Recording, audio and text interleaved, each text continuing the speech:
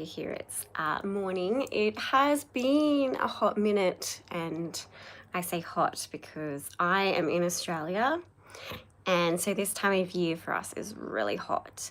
And yeah, I haven't done one of these in a while, and I was really inspired.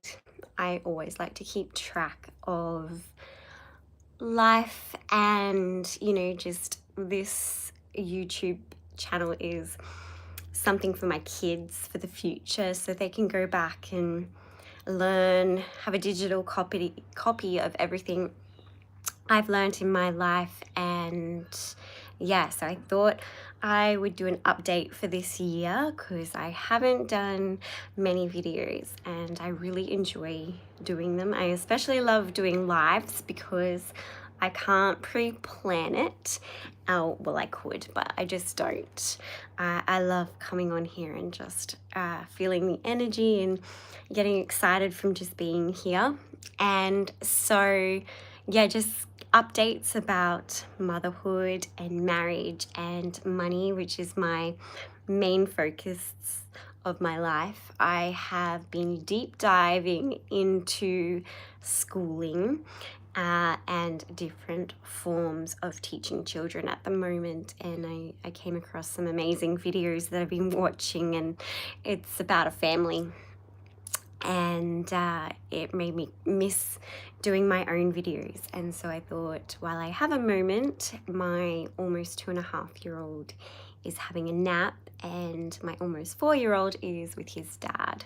So I am upstairs in my, I guess it would be my office, and yeah, so where am I at? I realized that we have done 5 trips this year. So I'm in November now, all within our same country, but all within Australia, but we have done 5 trips this year. And so the reason my soul was saying to back off from doing videos this year, I just had a few other personal pursuits, and yeah, I was just looking to expand my nervous system to hold all of those different pursuits. And yeah, it's been an amazing year. There is nothing that's really like a super amazing, life-changing event, which I've had quite a few of those. So if you don't know, like, I had my first son at home accidentally. Accidentally had him on the toilet, and then with our second son, I decided just to have him at home with just myself and my husband, and my first son was asleep at the time. And so it made me think of how unconventional my lifestyle is, and I've been having a lot of conversations with different mums and families about how their their family dynamic works, and realizing that ours is just so, maybe it's not different because I don't have a lot of representations of this, the way we do life. But yeah, I talk to quite a lot of families about their dynamic, and had an amazing conversation this morning with one mum and how her family dynamic works. And so my sons do swimming, and on a Friday morning, and hers was quite amazing as well. She has an Airbnb, and so that's what she does with her time, and she has 3 kids, and just working out, she said she has had to become very scheduled, very like organized, and that's how she makes hers work. And she did share that her children have some coping things that they're working through. And so it also made me think about like our different choices in life, and how we raise our children and how we raise ourselves, and how that has an effect on our life, and so my priority about having kids is being able to be there for them. That is my number one focus and goal. I also can honestly say in my marriage we don't fight. Like, well, sometimes jest at each other, and I don't know, maybe I'll say something, I'm very blunt, so sometimes I'll say something very blunt, but my husband is very patient. So yeah, we'll have a little like interesting moment, but we don't fight. And I think that's the best environment to raise your children. Like, especially, I always ask myself, will this matter in 5 years' time? Because if it's not, I don't even go there. What's the point, unless it's something that's going to change our life for the better. So hello to everyone who is listening. And so at the moment, as a mum who doesn't put their children in any sort of child minding, in Australia, we're at the age of kind of kindy now for one of our sons, and also just a lot of daycare. I've never done any of that. And so I get a lot of interesting conversations can't come up from that with other parents. I've also had a child educator kind of say to me that I might need to put my kids in something for the social component.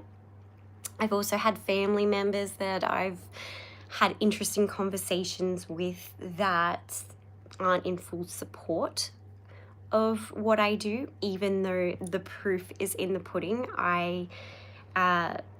Both my sons went to get their hearts checked. I was born with 3 holes in my heart, and we just wanted to make sure that everything was fine for my kids.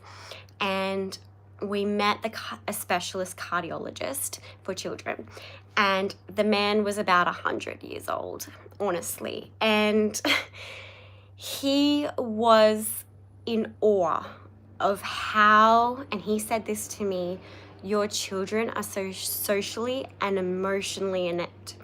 Inept, is that the right word?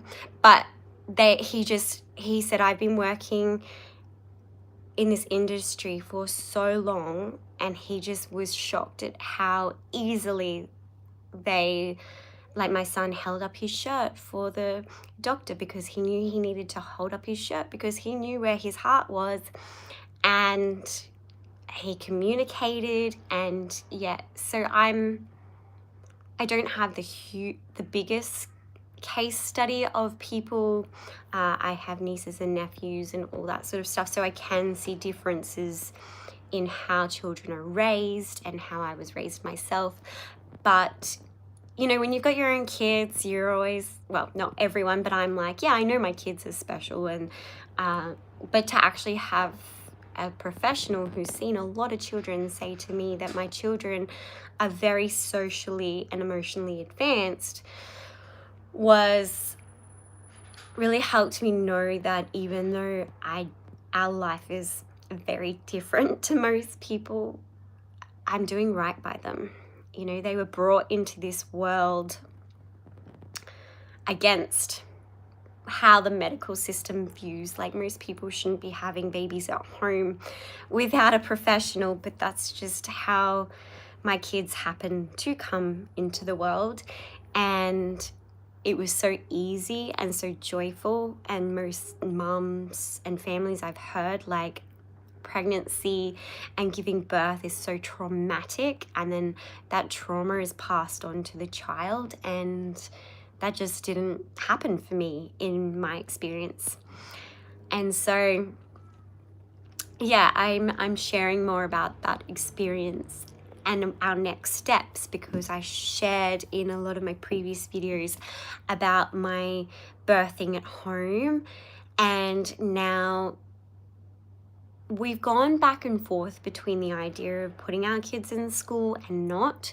At some points you're still learning and growing with your children, and I was already, I was put through the schooling system, and my husband was put through the schooling system, but neither of us had these amazing life-changing experiences.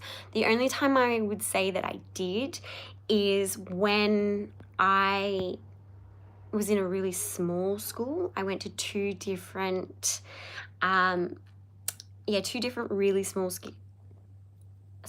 schools, and I had the attention that I needed. And so that's the same with my kids. My kids, not to be biased, but they are so bright. And my fear for them, which is my fear and not theirs, is that they will be socially swayed. Thank you for saying I have beautiful children. I believe that too. And I appreciate that. Thank you. Is that, I don't want my children to be socially swayed to do things that maybe are not in our beliefs. And also, I want them to be able to self-motivate their learning and be able to do the things that they want to learn, not a curriculum where they're told what to do. And so this is a very different belief, and I recently had to put a boundary up with someone and say, this is my journey and this is where we're at, and we're very proud of our children and the direction we're going. I have been to India, yes. I have not been to Israel. And so, I would really love to go on that journey with them. And so it looks like homeschooling in this current week is where we're going to go. There are some amazing schools around us, and I've had lots of people share that they're great schools. But also my husband's concern is one of the schools is, some people say it's amazing and some people say it's not. And one of my sons loves people. He just loves people. He'll go up and talk to anyone and everyone. The other one, not so much. But he's very socially led in his decisions. And he is also very, how would you say it? He also values other people's opinion. And so I feel as his mum, the best way to direct him in life is teaching him to have a very strong center of self before he is in that environment. And one of my really close people in my life, she believes in the same. We've read this I haven't read the book, but I listened to it, and she's reading the book about really keeping your kids close and being their compass, the person they come to when they need guidance, not a peer. Because when you're guided by a peer doesn't necessarily have that life experience, and they can sway you in the wrong direction. As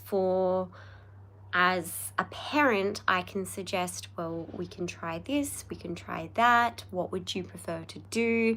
Whereas a peer-to-peer relationship, they're just going to tell them what to do. I have been to Kerala, is where I went to in India. A very long time ago, I went and studied Ayurveda. And so I actually went and studied with Indian doctors. So I've done a lot of interesting things with my life. And that was the reason I went to India, was to learn that sort of thing. And that was an amazing experience. It's other countries, it's very different to Australia. India, we saw a lot of poverty. So we have poverty here in Australia, but it wasn't as strongly in my face. But I will say India did change me in the fact that a family that I met had so very little and wanted to give me so much, and they just seemed so happy. And that has been a big drive for my children too. And when my kids were little, I didn't buy them everything. It wasn't necessary, and I did very basic, all they needed was a mother's love, and I was taught that from India. And yes, so I'm in Australia, and yeah, that was a really big lesson that I learned over there, is that how little we actually need to be kind, happy people. Can you sing a song? I do sing, but mostly in the shower. I think I have an alright voice, but I don't know if it's a YouTube voice. And what else is there? Once again, yeah, I'm from Australia, is my accent, I guess you would say. And and so financially this year, like, I'm an investor, so I invest in stocks and crypto, and I have a few little other projects that bring me money so that I can be there for my children and focus on that. And my husband is a full-time provider, and so we are able to make that choice of what we do with our children. And yeah, I feel very blessed and very privileged to have the space to build the knowledge in order to take care of my children full time, and learning to invest in myself and for my kids to learn. Like, I was not taught the skills of how to take care of myself, and how to invest in things. And because, like, up until I was 27, I had never had a 9-to-5 job in my life. Things just worked out for me. I'm very entrepreneurial, and it's very interesting because I'm very entrepreneurial, and my husband is the opposite. He would love to be entrepreneurial, but he is more system. So that's why we're getting on the same page about schooling. And yeah, I'm one of those people that actually really enjoys my time with my kids. I go to the park a lot, and a lot of the conversation is of parents actually saying how hard it is, and having time for yourself as a mom. But for me, things like this, they bring me joy, and that is my time for myself.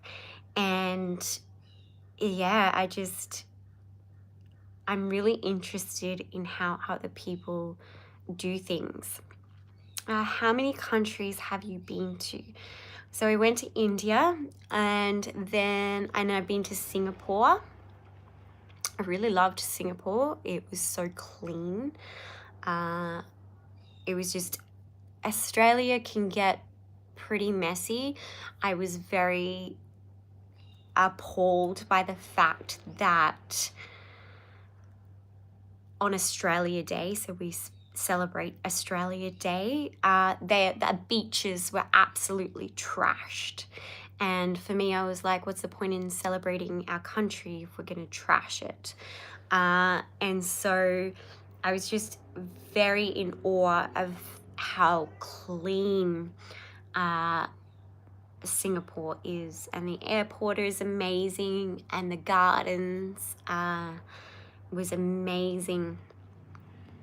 And so yeah, definitely on my list to do again. I've also been to Italy. Have I ever been to Nepal? No, I haven't, but I would say that Nepal would be really beautiful.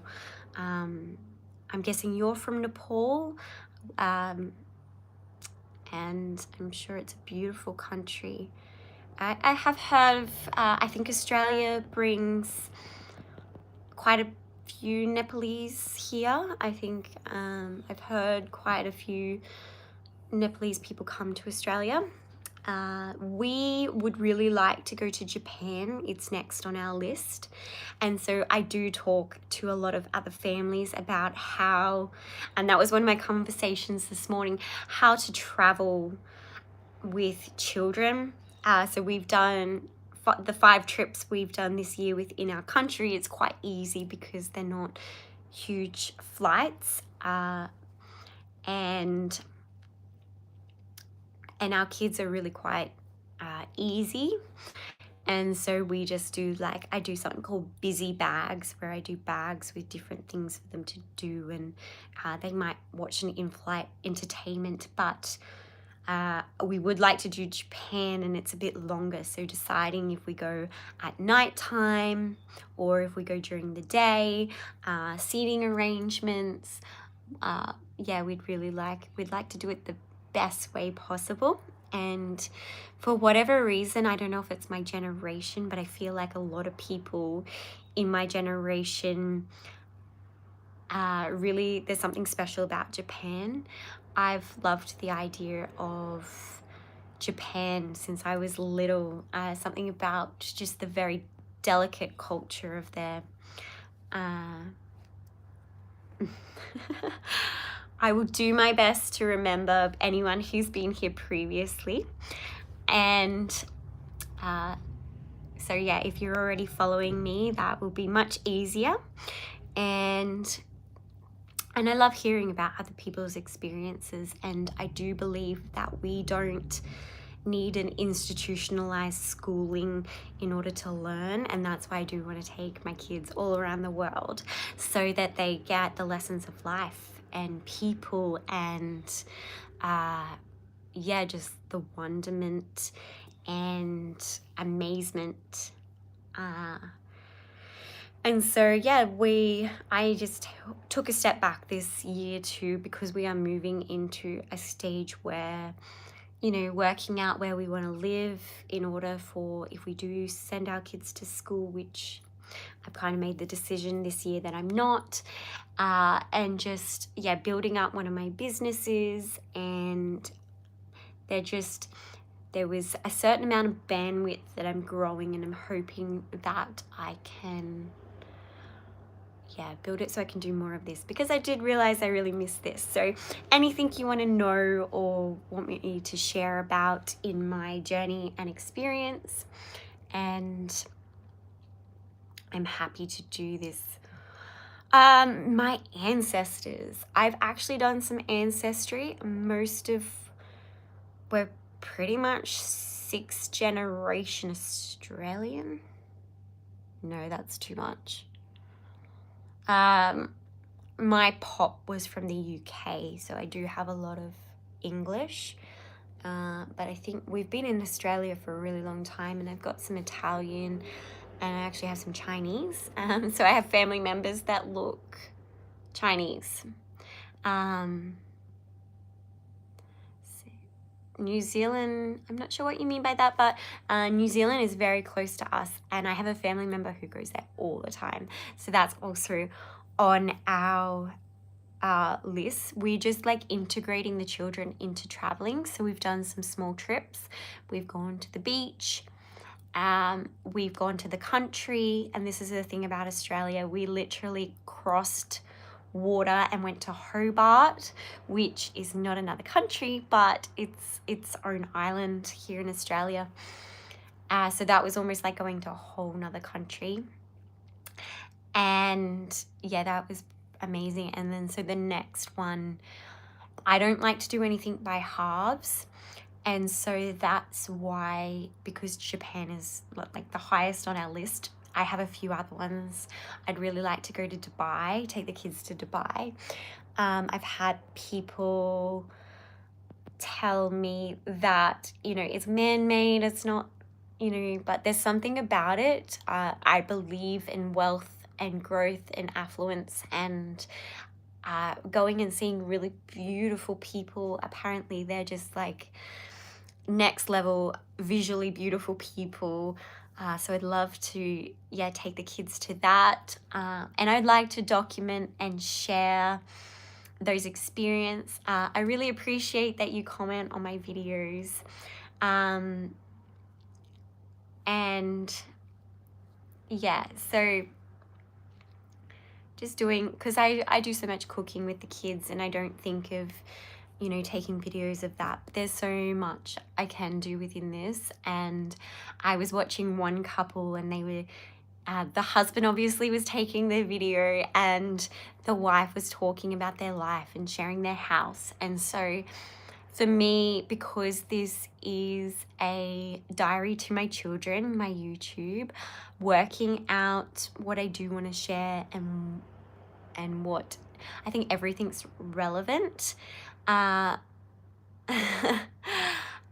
Everything is relevant to share. Someone in the world will want to see it in some capacity, even if it's just one person documenting it. But when you do have children, sometimes it's just so amazing to just be able to enjoy the moment and not necessarily have to film and take photos. But I do have a lot of things that we've done that I've documented, and so finding that balance of just being really present with the kids instead of being, you know, on a camera.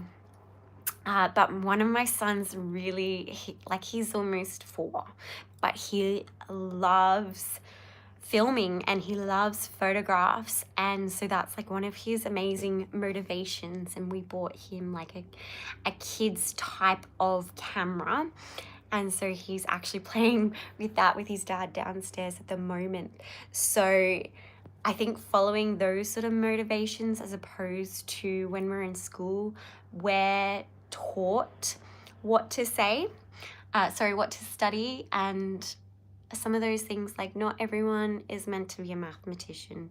And my kids really love science, so they might not be a mathematician. And so do they really need to know really intricate maths? Maybe if they decide to be doctors or that sort of thing, they might have to learn some maths. But I'm really following my children's motivation.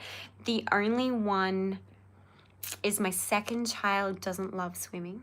He's gotten there now, but I kept having these dreams of my son drowning. So that's why we decided to do swimming. And one of my sons really does love swimming, and so that is following his motivation. But I'm reading this book at the moment, which I've read before, and I read it about 6 years ago in 2019, and it's an amazing book. It's The Big Leap, I believe is the name, and it talks about there's different levels of life. And if you want to get to your zone of genius, which means that the thing that you love doing, that, you know, time just doesn't feel like time, it just feels like joy, and that brings you abundance, that is your zone of genius. And a lot of us have this upper limit where we can't get there because we think we only have a small, like the cover is 2 fish bowls. And so you imagine a small fish bowl, and it's got a fish in it. And that fish only knows that small fish bowl. But if it had a big fish bowl and it jumped into the big fish bowl, then it would have a new environment and a new level and a bigger space. But it doesn't know how big the space is until it makes that leap. And so this is the same thing for us, is that we have these upper limits and we have to move through them. So as I move more towards, and I've had to study what this exactly means, but sovereignty, which means creating a life on your terms, not going to school, going to university, getting a 9-to-5 job because someone told you to, but doing things because they bring you joy. And if you are in your zone of genius, which means it's specific to you, then it will bring you financial prosperity. And so for a lot of us, we choose one or the other. So we choose, you know, there's the struggling artist, someone who loves what they do, but they don't make the money. One moment, my son is looking for me. And so, I'm coming, darling. Hello. Yeah, hi, come in. Come on, beautiful. You're looking for mummy. Okay. I'm not texting anyone, darling. I am sharing a video about our life. Oh, you want to do it? Yes, I think one day you will be my little cameraman. And so this is what I want to teach my kids, is that you can have something you both love to do, but you can also make money from it. So we don't have to be someone who goes after money, say in like real estate or financial advisor or something like that, or an accountant or a doctor to make the money but not enjoy it. Okay, we'll get it, darling. He's got a love-hate relationship with bugs at the moment. And so I don't know any Chinese. I have Chinese from six generations ago. I've looked up ancestry.com and talked to my grandfather who lived till he was 92. So he shared a little bit about my Chinese heritage. But I do, and I say this for my mom too, we really resonate with the Asian culture. And so, yeah, this is one of my things, is like, because I'm reading this book and I've read it for the second time and I love the principles of finding those things that bring you joy and prosperity, why not raise my kids in that? Like, when I went to school, there was so much I did not enjoy learning. Half of it I don't even use. And so he's getting the bug. And so if I can raise my children to find what they enjoy and what brings them prosperity, and especially how to invest your money and, you know, compound, which, oh my God, read the book Automatic Millionaire if you want to know about compounding. It's astonishing. Having that time on your side to compound is what I taught my brother-in-law. Oh, because he's so much younger. He's going to have that time. And yeah, being able to teach my kids the fundamental things that millionaires and billionaires know about that we did not. And having, the conversation with the woman this morning about, she just has one Airbnb. She'd like to own another one, but she got into the property market at the right time. And now she can spend time with her kids because that's what she does. And she can take them to swimming and, having these conversations. And there's so many different ways. So one of my close darling mothers, she... Mom, I'm doing my high. You're doing your high yas. I was so You still have your swimming clothes on, sweetheart. So he's using a piece of vacuum to do his high yas. They're just in awe of my children. But it's a bit hot in here. I did put the aircon on, sweetie. It's very hot here in Australia. But her path was very different too. She's decided she's homeschooling. She's known that before she even had kids. Her and her husband bought a property and they've sold it, and now they have money and they rent. And so she's able to be a stay-at-home mom and prioritize her children, and also teaching moms that they don't have to choose one or the other, and finding creative ways to still have the life of your dreams. Because in our economy, you need 2 incomes to even buy a house if that's what you would like. So finding creative ways to still get everything you want in the world, and not have to sacrifice the development of children, your own health, my health, I've discussed that too, has been a fun, interesting journey. My background is in health. I went to university and studied nutrition and dietetics and decided that's not, institutional study is not really my thing. And yeah, so being able to really find that thing, and also your financial priorities. Like I said, mums and dads, they go out and they've never had children before, so they buy all this stuff that they think their children need, and they don't use half of it. You need very basic essential things to raise a newborn baby. Anything extra is just actually redundant and can be overwhelming for a new parent. I carried my babies around for the first 6 months, and that's all they needed. They didn't need pacifiers and rocking beds and like all these things that we think we need in order for our child to be happy and healthy.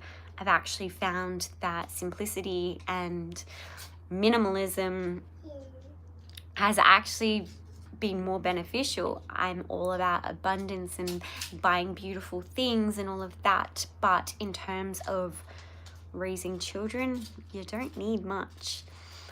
We're also at the point in our lives, and I have this conversation a lot with parents, is more children better? Is less children better?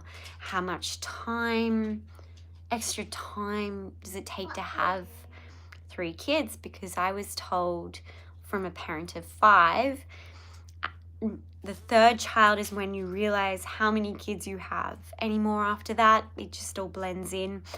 But at stage of 3 children, that's when you need to buy a bigger car. Well, you don't need to, but buying a bigger car, buying a bigger house, all of that feels really necessary.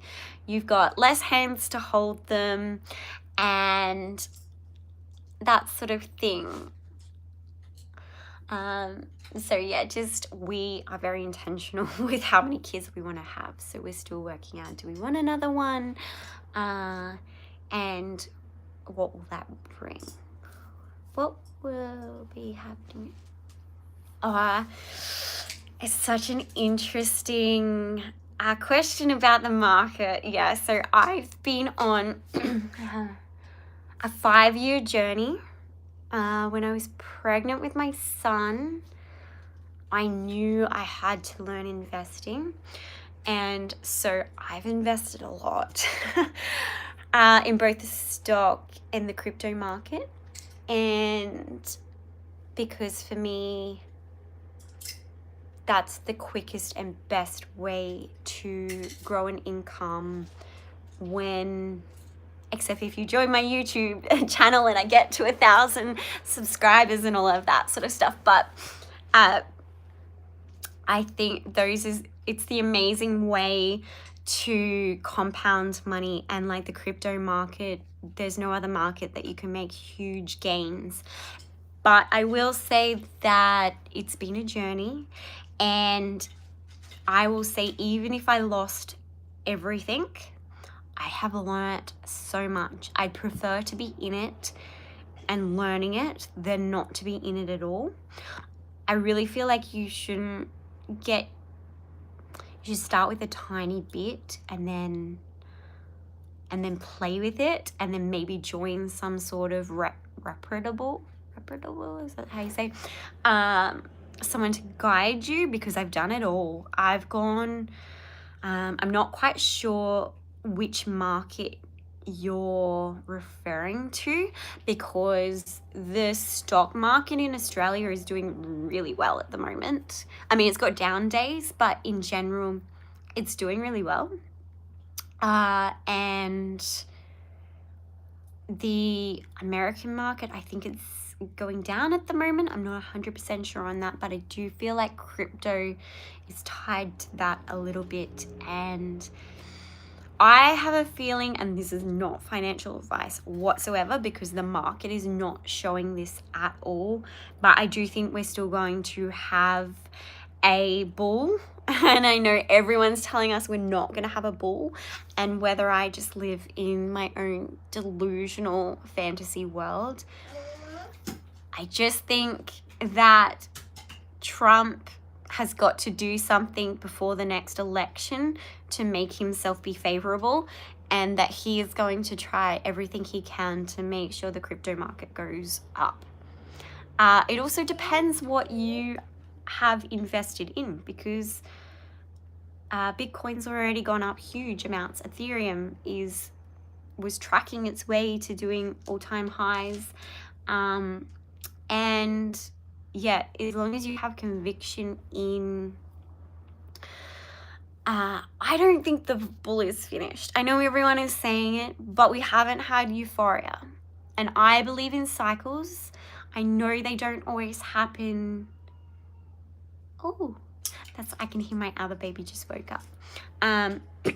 So I'll finish off, but with this part, yeah, unless we've had euphoria, it was never a bull market. I don't check on it. Thank you, my darling. Thank you for checking on your brother. So no, I don't think it can be finished if it never really started, because a bull market can only finish with euphoria. So either it's just a delayed timeline. Also, I'm dedicating my money to things that I really believe in. So even if the bull market is finished, at some point, the things that I have invested in will succeed. I mean, I've lost money on things, but that was all part of the process. I didn't really lose it. I just learnt a particular lesson. So I will finish this there.